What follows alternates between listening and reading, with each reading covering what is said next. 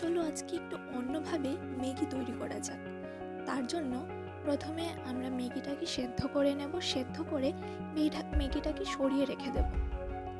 তারপর একটা frying pan নেব। ফ্রাইং প্যানটা গরম হয়ে এলে তার মধ্যে অল্প সাদা তেল দিয়ে দেব। সাদা তেলের উপর একটা ডিম ভেঙে দিয়ে দেব। তারপর ডিমের উপর আমরা একটু লবণ ছিটিয়ে দিয়ে দেব। তারপর এটাকে ঝুরি ভাজা করে নেব। একদম ঝুরি ভাজা হয়ে এলে এটা আমরা তুলে রেখে দেব একটা প্লেটের উপর, সরিয়ে রেখে দেব। আর ফ্রাইং প্যানের মধ্যে অল্প বাটার দিয়ে দেব। বাটারটা দেওয়ার পর বাটারটা গলে যাওয়ার পর তার মধ্যে কুচিয়ে রাখা একটু রসুন দিয়ে দেব। রসুনটা ভাজা হয়ে গেলে ভালো করে নেড়ে নেব। নেড়ে নেওয়ার পর ভাজা হয়ে এলে তার মধ্যে দিয়ে দেব বিটের পিউরিটা তার মধ্যে দিয়ে দেব।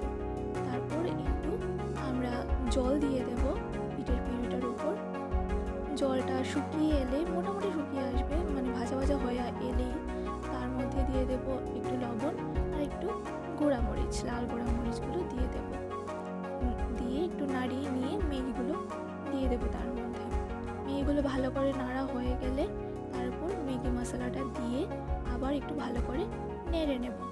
নেড়ে নেওয়ার পর তার উপর রোস্টেড সাদা তিল দিয়ে দেব আমরা।